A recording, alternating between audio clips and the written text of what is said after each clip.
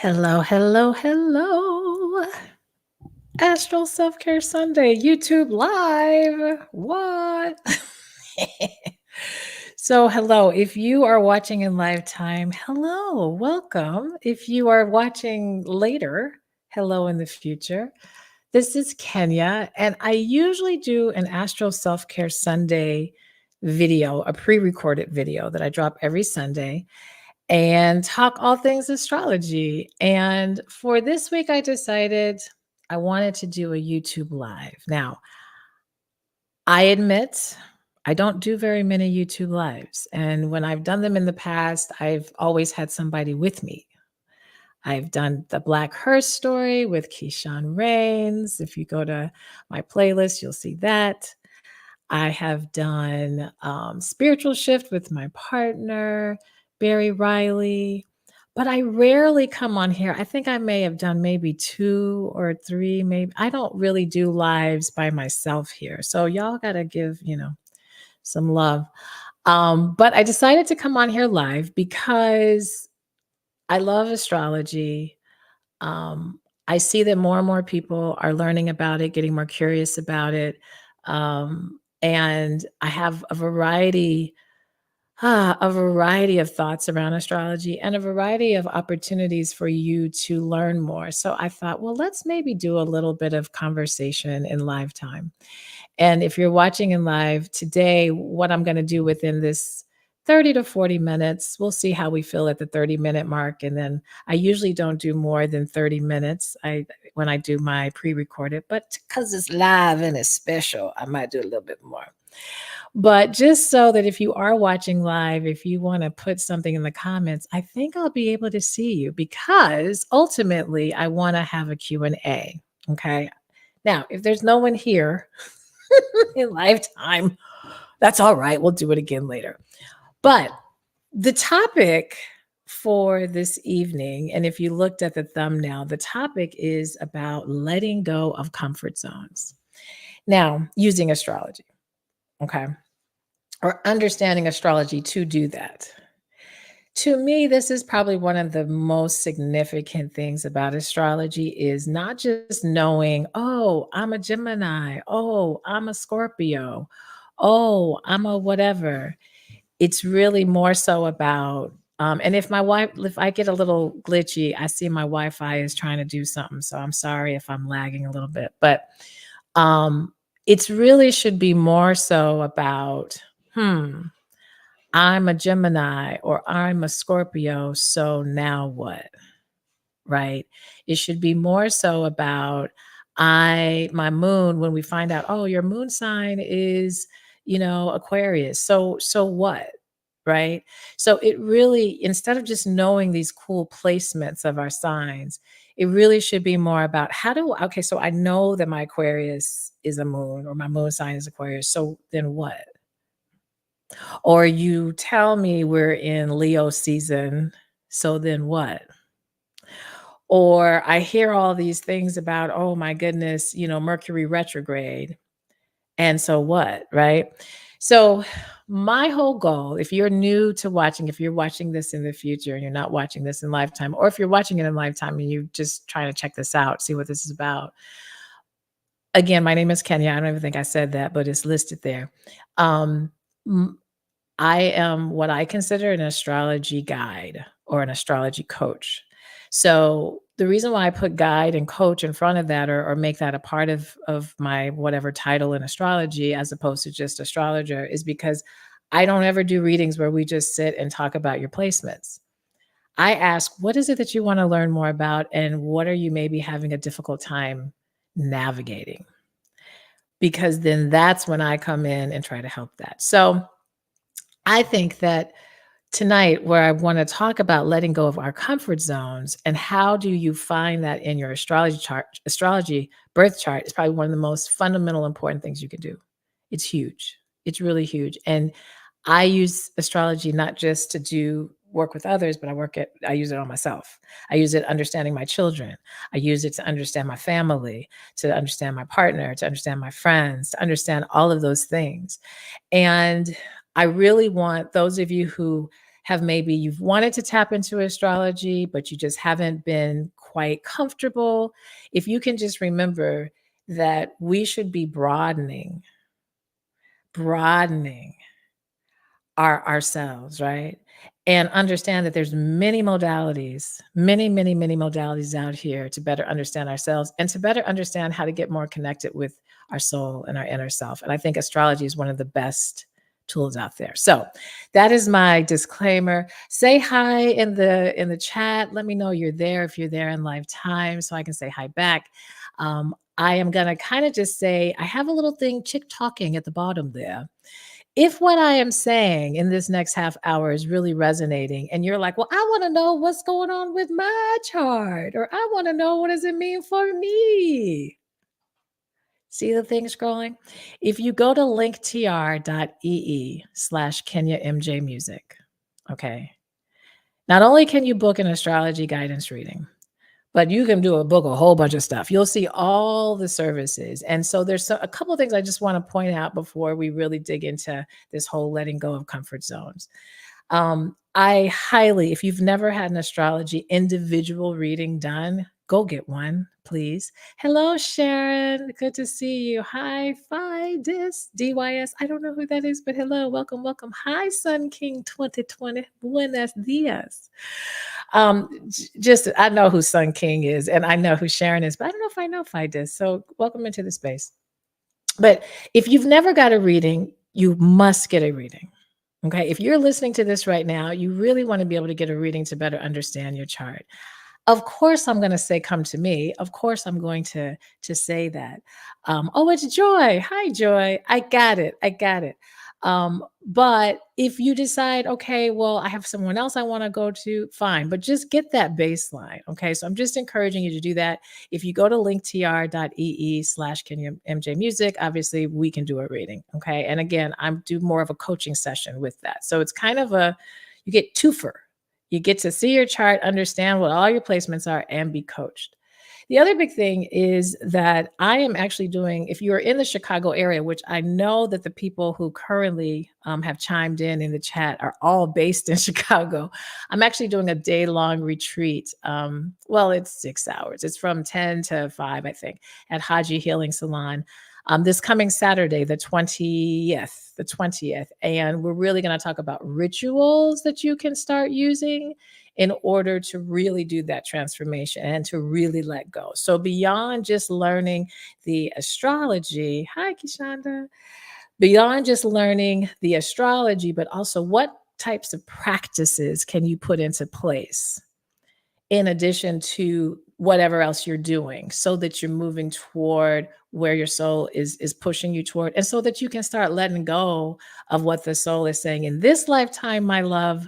We don't need this in this lifetime. We've mastered that in past lifetimes, but in this lifetime we're learning how to let go of some things in order to move towards some other things. And so at that day retreat, we're going to talk about the rituals you can put in place to practice that. Rituals are very important. And understand a ritual is more or less a routine. Okay. It's a practice. It's like a routine and a practice combined. Okay. So brushing your teeth in the morning with a certain kind of toothpaste and then flossing could be a ritual, depending on how you feel while you do that. Okay. So I think we have to not get too caught up and think ritual means this. No, it can be pretty basic, and it should be, so that you'll keep up with it. All right, so that's that. And I also am doing these Astro Happy Hours, and that's on select Fridays, where I'm available for just $1 a minute for a reading up to 30 minutes. And so that is another thing that's available. And you can find out, again, all these things, linktr.ee/Kenya MJ Music. You'll see all the goods. Okay. All right, so let's get into it. Let's get into this topic. So the topic of the hour was on the thumbnail, is letting go. I guess I should write that down. Letting go of your comfort zones. And how can we use astrology to do that? So let's first, before we even get into astrology, what's the whole point of letting go of our comfort zones? Why not? It's comfortable, right? I'm sure many of you watching, because if you're watching this, you're already slightly, at least enlightened. And so you probably intellectually know that you got to move out of your comfort zones and to experience your expansion and abundance. You got to get uncomfortable, right? You know this. I'm not saying anything new. There's too much now all over social media and life that suggests that we got to get out of our comfort zone so that we can experience the discomfort so that we can grow. And you know this. But guess what? Depending on so many things, you're not going to do that. You know it. You know it. You see it. You tell others this. But for whatever reason, inside, you still hold on to the comfort zone. So why is that? Why is that? When we know it and we tell others about it and we read more about it, but we still why do we do that? Well, there's many reasons why, but I want to talk about astrologically why that may be the case because there is an astrological reason pretty much for everything. I am learning pretty from why a car goes this way, why the president got or past president, whatever, Trump got shot, maybe whatever, all of these things astrologically we can see. And if you're curious to know astrologically what was going on yesterday, there's a very interesting transit that we are in the shadows of that will officially hit tomorrow. And I'll talk about that at the end. But at any rate, I'd like for you to pull your chart. If you don't already have your chart, if you're like, I don't even know what that means, okay, go to either astro.com or go to chart. And I should be putting this in the chat, but I can't do all that, guys. I can only talk. Chart.channynicholas.com. Okay. If you go there, you can see how to put in your birth information. You need your birth time. Absolutely. You need your birthplace and obviously the date. And then by putting that information in, you'll see a chart. Don't worry if it looks all scary and weird. Okay. But you want to be able to find what's really important and what talks a lot about our comfort zones. Okay. Is what's called your south node. Now, in some charts, you're not going to see the south node. You'll just see where it says north node. Just understand that the south node is always directly opposed or across from it. Okay. So if you pull up a chart, if you pull your chart up right now and you're looking and you're like, oh, what is that? I don't know. Where does it say north node, south node? If it doesn't say south node, just look where it says north node because that means it's going to be right across. Now, again, if you do a reading, we can go into this. Some of you, a lot of you who are already in this chat. Hello. Hi, John. J. Wu Piano. A lot of you already know where your placements, because I know a lot of you in this chat have looked up your chart. But again, our comfort zone is where the south node is. And so in this lifetime, we're being asked to let those things go. Now, depending on the house that south node is, that's where the focus of life, okay, is asking for a lot of shedding. But the cool thing is that astrology doesn't just leave you hanging. It doesn't just say, okay, let that go and good luck. It doesn't do that. Whatever the north node is, that's the whole reason you shedded the south node. Okay. The south node, the whole reason you're shedding whatever is going on in that house. Okay. Whatever is happening in that house, those tendencies and what that sign is. And I'm going to set an example in a minute so you can really kind of understand this. The soul is like, we can keep some of the high frequency things of those things that are working for us that really are very beneficial and helpful energy. But those things that tend to bring us a little bit down or low frequency, or we get into a hamster wheel. No, we're being asked to let go of that and move toward the north node. Okay. So let's use an example. Right now, I'm doing a series. So if you've been watching the pre-recorded videos each week, I'm doing a series about the north and the south node through the houses. So I've already done the first house and whatever is right across from the first house, which is the seventh house. I've already done those two houses. I've already done the second and the eighth. I've already done the third and the ninth houses because those houses sit across from each other. So you can go back and watch those videos when this is done. But I haven't done the fourth and the 10th house. And the fourth and the 10th house, to me, I mean, all the houses are special. There's 12 houses. But the 4th and the 10th, I think are very, very critical because they are with family and they are with the public. And outside of ourselves, those are our next biggest influencers and programmers. Okay. In our very ego kind of centric, individualistic kind of whatever mainstream spaces, our public life, our careers, what people know us and see us as is very important, right? It's very much, we're very programmed in this society to value that sometimes more than anything else. How do other people see us? Okay. It's a big part of our conditioning of what's going on in that 10th house. Okay. Whereas the 4th house is the next big conditioning and the most primal one, the one that starts off. And that is our family, and primarily our mother and our father, or those who were the more maternal or paternal people in our lives. Okay. So if you were not raised with your mother and father, or you were raised with your grandparents, or you're raised with your aunties, or you were adopted, or uncles, whatever, whoever was that family, that's 4th house. And so family means our home, it means our food, it means our ancestors, it means how we were taken care of. So that's a huge part of our conditioning. So if you're looking at your chart and you particularly have your north node in the 10th house, or you have your north node in the 4th house, what I'm about to use as my example is going to really hit home. Okay. All right. Because that's what I'm going to kind of pay attention to in this discussion. Although we'll have time if you can put in the chat in a moment, not right this moment, but you can put when I'm ready where your north and south node is, and I can talk more about it. But if your north or south node is in the 4th house, you get the deal. So remember, I said the south node is all about what we're letting go, and it's our comfort zones. So then you have to start looking at the sign. So I'm going to just use an example. Okay. I don't have this placement, but I'm going to use an example. So let's say someone has, for instance, their 10th house is Capricorn.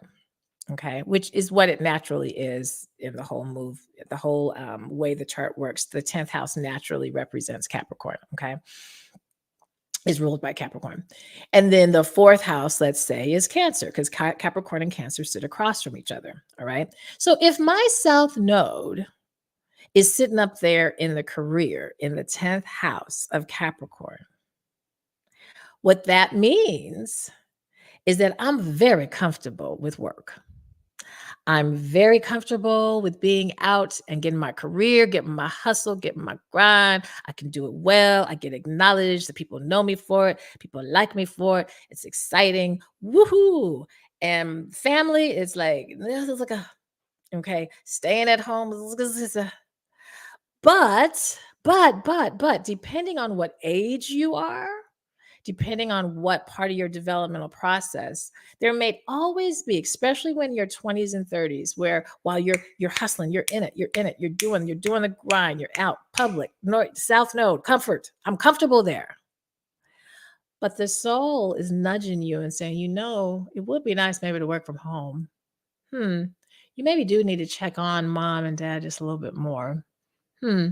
Maybe I should live closer to home. I'm getting kind of tired of all the social media and all the things I've got to do outside. That's the soul's whispers trying to let you let go of that 10th house public grind hustle thing.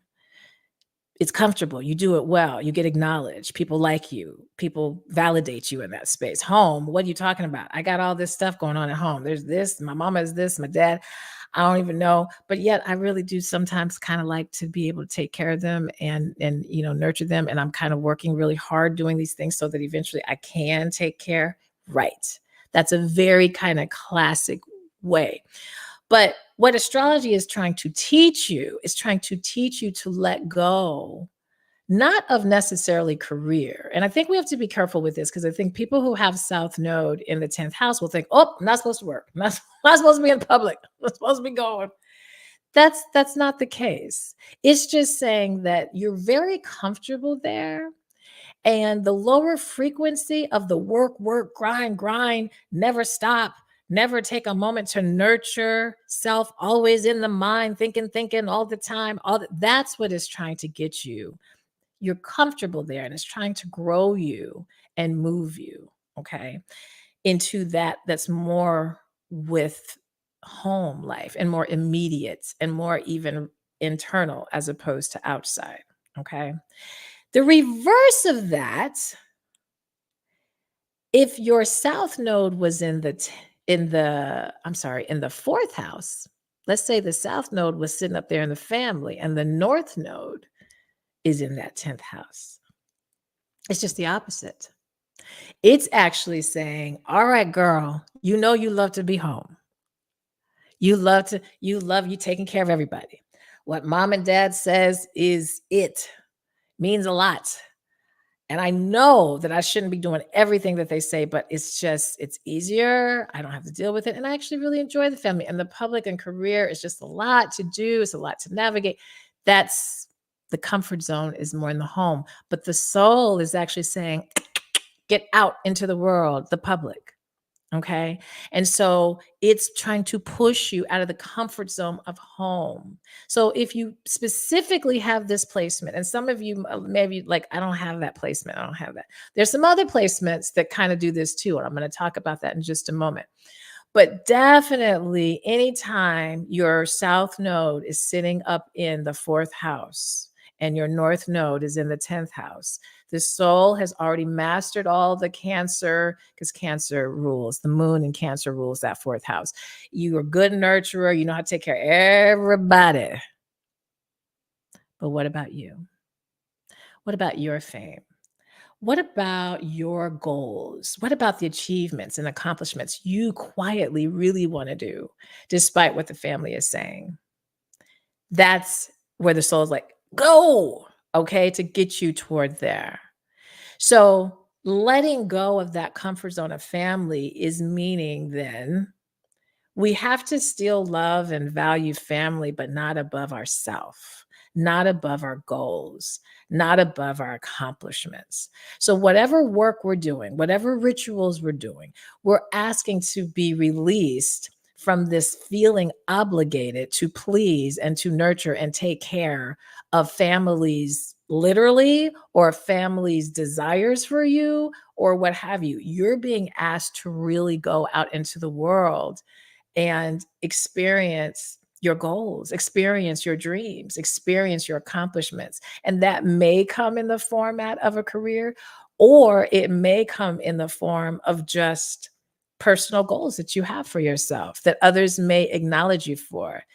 Okay. So now, let's say you're like, well, that's really wonderful, Kenya, but I don't have those placements. I have those placements. I have my South Node in the eighth house, or I have my South Node in the first house, or whatever.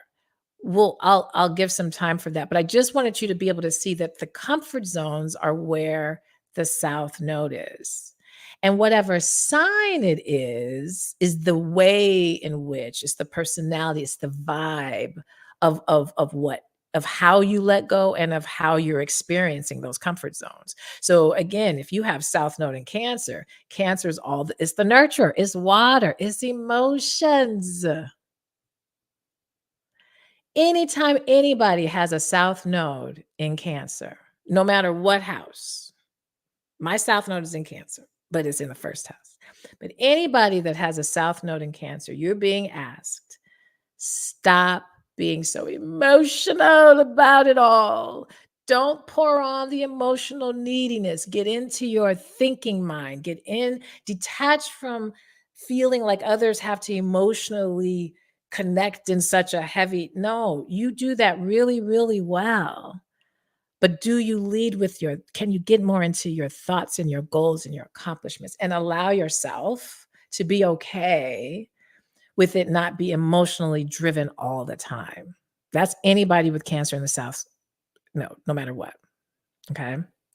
If you have Capricorn in the South Node, then you're being asked to release these thoughts, overthinking everything, analyzing everything, and get more into your feelings because Cancer is sitting over there in the North Node. So that's how the opposites work. Okay. So at this time, those of you who are still staying tuned, thank you. Thank you. I would love for you to start putting questions in the chat if you have a question or you have a comment or you want to know, hey, I got this. Tell me more. And if it isn't about South or North Node, that's okay too. Okay. Because we've got some time. And we're already at almost 30 minutes. That's crazy. I wanted to talk about some other placements that are also, though, kind of centered around comfort zone because there's some other ones too. So the South Node is kind of like the baby of it all. The South Node is like, or not the baby, the king of the comfort zone. The other thing about the South Node is it is suggestive of what in previous lifetimes you've already mastered. You've already done this. You're good at it. Because astrology is making the assumption that the soul keeps coming back for expansion, that it keeps coming back in different lifetimes with different with similar souls but just in different roles. Similar soul with a different role. I rhymed. I didn't even mean to do that. Anyway, it these people that you have in your life, these soul contracts, you've probably done life with them many times over. Okay. But at one time, maybe a soul was your mother instead of your partner, or was your best friend instead of your sister, or was your brother instead of your father, or whatever. Okay. That's kind of what astrology is. It's kind of, it's when you start really studying this stuff and really study how the soul is kind of moving, you realize it's a little, this literally is earth school, like for real, for real. Like it's just practicing and growing and being of service so that others can do their work too. Okay. So, I have a question. Let me read the question. Can astrology help you pinpoint what you've mastered? Yeah. So, Sharon, absolutely. Wherever your South Node is, and if you want to share, you can, you don't have to, but whatever your South Node is, that is suggestive. That house, whatever the qualities of that house, if it's the seventh house, which is relationships, committed relationships, and business partnerships, then that's suggestive. If a South Node is sitting in the seventh house, it's suggestive you're already really good at collaboration. You have mastered how to partner, okay, and be the we. And in this lifetime, it's saying, hey, you've mastered the we. Now we need to master the I, meaning the I am. Okay. So, yes. So it helps you pinpoint. Now, if you mean that exact activity and exact doing or task, I would say, then we'd have to look at all the other parts of your chart because, yes, it can tell. I can literally, when we really start to dig and I start asking specific questions, I can literally begin to see what are those specific things that you do really, really well that you're being asked to shed. A lot of times it's though asking more, it's pinpointing the low frequency of things. So, in other words, whatever you've mastered in this lifetime, it's not serving you, it's not propelling you. You may be really good at it. You good at nurturing other people and collaborating on this, but you never get ahead as of growth, as a source of it. Your own personal dreams aren't happening as a result. Okay. So the mastering of it is just keeping you more comfortable now. It's not necessarily propelling you. Okay. And so in terms of your path, yes, Sharon, and then I'll go to Jwu Piano. In terms of your path, it's saying the path is whatever is opposite of the South Node. The North Node is the path. The North Node, Chiron, North Node, even Saturn to a certain degree. Those are all, and even your sun sign are really what's trying to show you the path of where you're going. Your sun sign is your persona, it's the personality. And some people, the reason why a lot of people say, I don't really identify with my sun sign. I don't know. It could be because of various aspects and how other planets are talking to it. But a lot of times it's because you just haven't done the path. You haven't let go of the South Node stuff. You're still working through the Chiron stuff, which is the wounding. And so you're still trying to actualize that full personality. Okay, so that's a big pathway. But hopefully that kind of answers your question. I'm going to come back to Jwu and Sharon. If you have more, just you can put in the chat. Jwu says, Jwu Piano. Where do we and how to look in the chart for places to ground when needing to center while stepping outside your comfort zone? Excellent question. Excellent. Okay. All right. Now, it's an excellent question. It's not an easy one to answer. I will say this as an astrologer, and this is why I do the astrology guide, it's much easier for me to just and find it and then kind of help you see it. But when you're looking at it for yourself, whatever is grounding for you or that will feel like grounding, there's a few things. Typically, your sextiles and your trines. And so, sextile and trine, I know you're probably like, oh, what does that mean? That's a big word. I know. But basically, it's just saying the position of other planets are trying to help ground you while you work through this. So, if you have a sextile is basically just 60 degrees. Okay. So, any planets that are sitting two houses over, depending on the degree that the planet is sitting and the degree of where your south node is, can tell how strong or how much of an influence they're there to help ground you. Okay. So for instance, if you have a sextile, if your north node, let's say your south node is sextiling Saturn, for instance. Saturn is a kind of aggressive planet, but Saturn is trying to get us disciplined and trying to get us in order and trying to get us authentic. So there's two things that can happen with this. If Saturn is sitting over there trying to help a brother out, okay, trying to help the south node out, then what it will do is help you get more in alignment with whatever the north node is. So that means getting more disciplined about your goals, getting more disciplined about that vision that you have for yourself, being willing to be more authentic and letting go of things that you're just kind of giving words to and not really taking actions. Saturn, if Saturn is sextiling or if Saturn is trining, and trining is where it's just a little bit further away. Okay. And some other houses, it's a little bit, it's like 100 and I think 120 degrees is a trine. Um, then both of those are trying to help kind of ground that. Now, because that's a little bit heavier astrology, that's why I say working with an astrologer or you and I have worked together, we can go back and really look at what's trining and sextiling because that can help. The other thing that can help giving you that grounding while you're stepping outside is to start stepping literally into the grounding, the earth signs, okay? The things that give you more stability. So finding where's the Virgo? Where's your Virgo? Where's your Taurus? Where's your Capricorn? What's happening in those houses? If it's empty, it's like, I don't got nothing in those houses. Then that's saying, we don't have a lot of earth energy to really ground us. So now we got to start thinking through that a little bit more. Think about those planets that rule earth signs. Okay. So for instance, Taurus. If I have nothing in my Taurus, then let's go find where Venus is because Venus rules Taurus.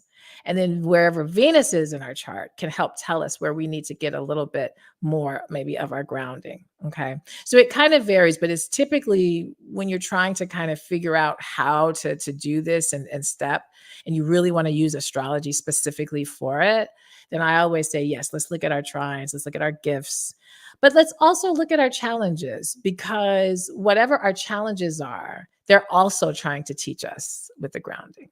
It's just they're coming off as more challenging for us. Okay.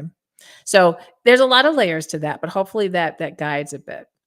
I want to talk I'm going to do about 5-10 more minutes. So if you have another question, feel free to put it down there.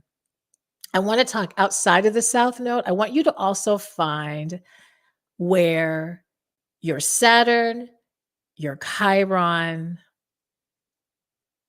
Saturn and Chiron. I want to start there. Find where those are too, because they have a lot also to do with some comfort zone issues. Saturn is this really, I'm going to start with Saturn. Saturn is a bit of a tricky planet. I think Saturn gets a bad rap because it is a more aggressive planet. And we talk about our Saturn returns and what's going to happen in Saturn. But I want us to take a moment and just think about what Saturn rules, because that will help you be like, oh, Saturn. Okay. Saturn rules Capricorn and it rules Aquarius. So if we can just think about those two signs, and if you are those signs, or you know people who are those signs, or you're familiar with those signs, let's just think about what those signs are. Okay. So Capricorn, I just mentioned about it ruling the 10th house. Capricorn is earth. Okay. It is a cardinal earth with me, which means it initiates making things. So for Capricorn, they initiate the goals. They are our workers. They are, I must achieve. I will make this happen so that I make this happen. And I'll take my time doing it because I'm building and I'm building and I'm building. Saturn rules that. So, if we can think about Saturn energy in that way, it's trying to teach us discipline. It's trying to teach us to be authentic and to go towards our goals and our accomplishments and be methodical about it and take our time, be grounded about it. That's how we can look at it. But what sometimes happens when Saturn is sitting in a funky place in your chart where it's challenged or it's squared or it's got just some other things going on, it will look like a block. You will feel blocked where your Saturn is. So therefore, your comfort zone becomes the very opposite of wherever that Saturn may sit. So this is deep stuff. So for me as an astrologer, I am always looking when I'm doing my astrology guide, when I'm looking to help people to navigate, I'm looking where's their south node, because that's telling me where they're getting too comfortable. So we're going to work on that where we need to start shifting and shedding. Where's the north node? Because that's telling me, oh, this is where the soul's trying to go. So this is the goal. This is the North Star. Then I'm looking at Saturn because Saturn, often when we're having challenges, there's some kind of blocking happening in our Saturn. Our Saturn isn't feeling vivacious, okay? Because Saturn is like this. You not giving me things to you not getting in order, then we're gonna feel restricted, blocked. Okay. So I'm also looking at where a person's Saturn is and how it's positioned because it will either, yes, in a high frequency, they're on it, they're working, they're going toward their goal. But in a blocked or in a low frequency, they are blocked, they are restricted, they are scared, they are petrified because Saturn will cause a lot of fears. Okay. If it's not in its alignment. All right. So that's why I'm also looking at that. I'm sorry. I'm going to take a pause. Sharon, you said, do you mean the grounding tool is specifically tailored for us as a soul? Yes. So, and then I'll talk about Chiron. Grounding tools meaning not a literal tool, but we're most grounded when we are in alignment with the truth that we know about ourselves. That's when we're the most grounded. The problem is this: we are programmed from birth. From the time we come, from families, from karma, ancestral lines, generational patterns. There is a programming that's happening there. And the reason why every generation is here to shift the patterns is because we're given these tools or these placements in our chart to help wire us to change that pattern, to do something different than what everybody else in the past has done. And this is why I get a little frustrated when I see as parents trying to make our children be what we think they should be or what, well, I was a doctor, you should be a doctor. Your mama was a doctor, why don't you follow her lead? Or we have this family store, so you should have the family store. Maybe. But often our children are coming in here to shift the tide. And so the chart is lined up in a way to shift the tide. The problem is the conditioning and the programming is so strong. It can feel as though if we're not doing deeper work, if we're not reflecting, if we're not seeking therapy, if we're not really starting to unpeel that onion, it can feel as though, oh, that's my destiny too, what my mama and dad said I should do. When in fact, no, you're actually here to help shift things a little bit differently and be a bit more expansive. So if we have a family business, maybe now we're going to make that family business expand it into something even that serves even more people or serves a different type of people, things like that. Okay. All right. Sharon said, okay, cool. The last thing that the other thing that's a comfort zone. And if you're new in the space, welcome, welcome. If you have a question, this is the time to put it in the chat because I'm going to be wrapping up in about 5 to 10 minutes. Chiron is the other. So Chiron's in your chart, if you're like, well, what's that? I don't know what that is. Most of you probably already know. Chiron is generational, okay, because it's an asteroid that moves very slow. That's all. When you hear generational, that just means it's an illuminary, or it's a body, celestial body that takes a while to move. So it's in the same spot year after year. So any babies born between 1980 and 85 going to have the same whatever, right? So Chiron is one of those things. It's generational. And so many people who are born between certain years are going to have the same Chiron sign. Okay. Chiron, though, is that its nickname is the wounded healer. And so it's whenever we hear about inner child wounds or those things that happened to us when we were little that still impact us as adults, that's Chiron. Okay. That's Chiron is planting the seed. Everybody has Chiron in their chart because everybody, the Chiron's asteroid, it was sitting up there too. Okay. And so we all have it. So I know sometimes it can feel like, I didn't have anything happen to me in my childhood. Everything was fine. And that may be, yes, but there was something that was conditioned and programmed that left you with some level of insecurity, because that's really what Chiron is. It can be very subtle, and we don't even really recognize it until around our 40s, 30s. Really, I mean, if you're doing the work. But what it's saying is these are the parts of ourselves, wherever our Chiron is kind of where we've already resolved, yeah, I just don't do that. When I see people have Chiron in their fifth house, for instance, because the fifth house is creativity and performance and dating and sex. It's kind of the fun house. It's ruled by the sun and Leo. And when I see people having Chiron there, this is so typical. Oh, yeah, no, I'm not really creative. Yeah, I've never was really good in that. No. That's Chiron, making you feel insecure. So here we go, back to comfort zones. Okay. Chiron will make you feel comfortable outside of whatever it's sitting in. So, for instance, if it's in that fifth house and you're like, no, I'm not creative, I go into my more analytical because I don't have that. But if I see Chiron sitting there, I'm like, you do. We got to work on it. And the reason why it's so important to address Chiron is because Chiron not only is going to help with your own healing, which will help you then really start to shed the South Node stuff for real and let go of the comfort zones if we can work on the Chiron. It also, though, is this beautiful, beautiful part of astrology where it's teaching us to heal so that we can pay it forward.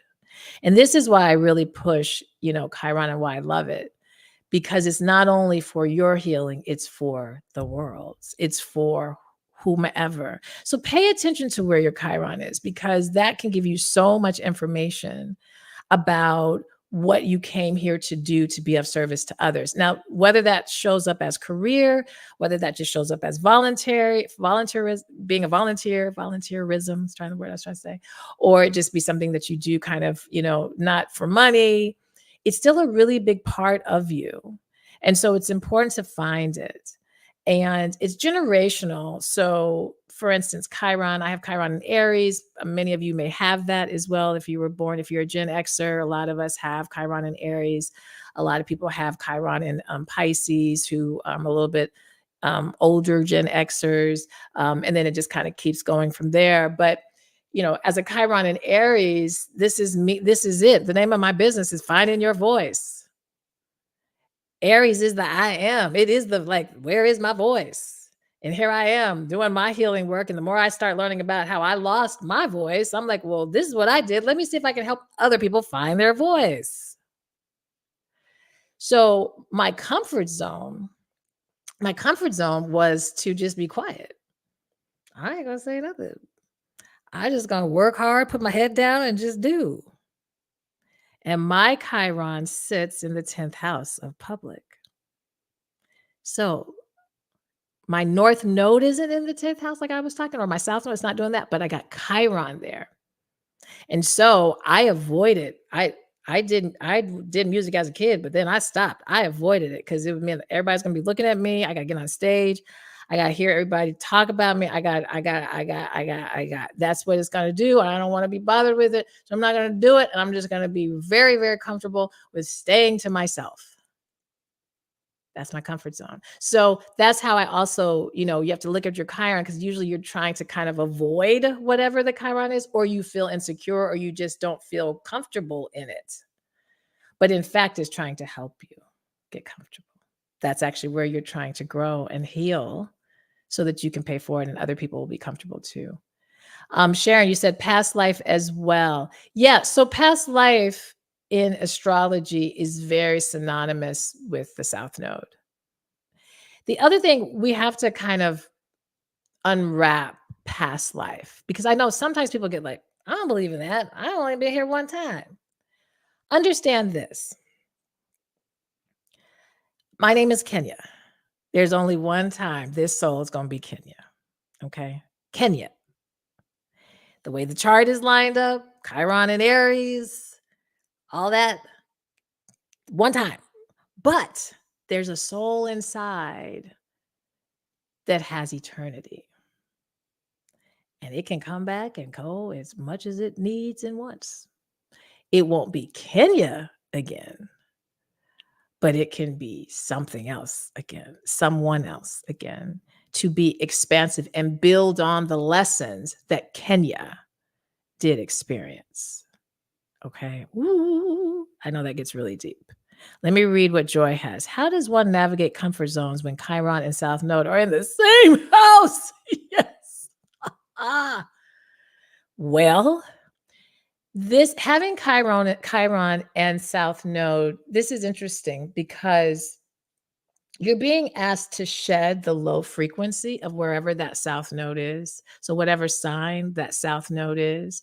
If you don't mind sharing the sign, I can tell you more specifically, Joy, but if you're uncomfortable with that, I get it.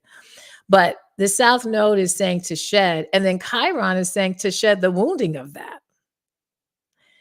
Because South Node doesn't equal shed and forget about it. South Node is saying shed the low frequency and let's rise to the high frequency of it. So for instance, okay, perfect, Cancer. So we got the same placement, lovely, yes. So when you have South Node in Cancer, it's saying to shed the low frequency of that, okay, which is being too emotional, getting too caught up in an emotional neediness. Always navigating only from the emotions and not getting more into strategic thinking and thinking more about nurturing, potentially nurturing others more than going towards the things that you need to accomplish your goals. Whereas Chiron is suggestive when you have Chiron in Cancer, it's kind of this double thing. It's saying there's a wounding in the nurturing, which therefore equals you falling in the low frequency of the Cancer energy. So a lot of times when you have Chiron in Cancer, that's a generation. This generation of Chiron in Cancer is where there's something that is missing. There's a programming, there's a deficit in the aspect of feelings, nurturing, emotional instincts, and it can vary depending on a person's chart.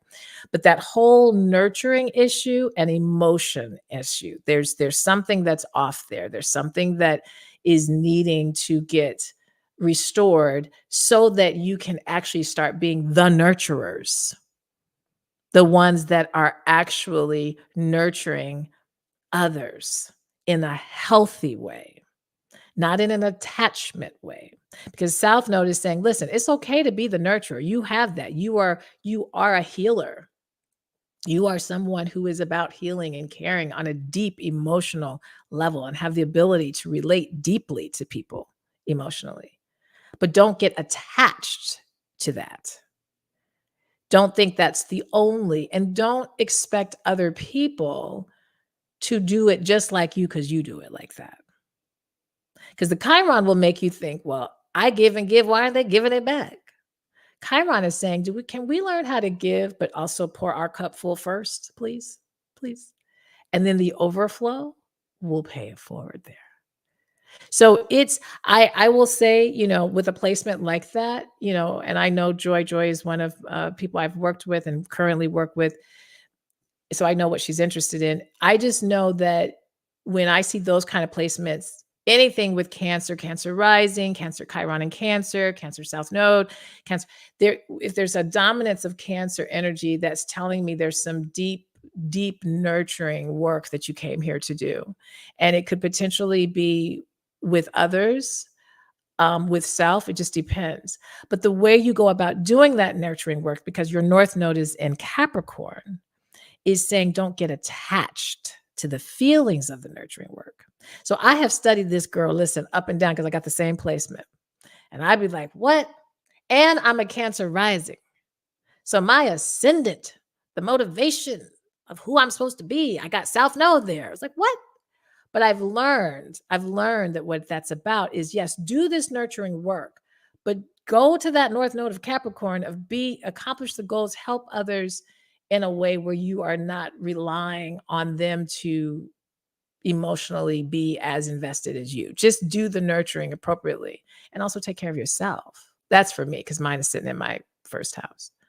So hopefully that makes sense, Joy. Hopefully we can dig more in that. So in navigating that, I would say you really got to pay attention to the North Node and the high frequency, and look at your life and kind of see the patterning. How do you tend to handle nurture? What does that mean to you? What are you willing to how can you start to attend to yourself and others in a different way? You're welcome. All right. Well, man, just you see how quick this hour goes? It went fast. I love talking about astrology. If you are watching this in the future or watching this live and you have not got a reading, I would love to work with you. I will admit this, though, one session don't ever do enough, because astrology is not like that. It is very therapeutic and it's very layered. And so if you go to that link that's there, then we can book a reading and we can get more personal. The other side of that is, at a minimum, not at a minimum, but that's something to do at a minimum. But I just think that also learning astrology in a more group format is really helpful, because Joy is a part of a community. I have a community of women that we meet once a month with another astrologer who leads the discussion. And it's really focused on our self-care.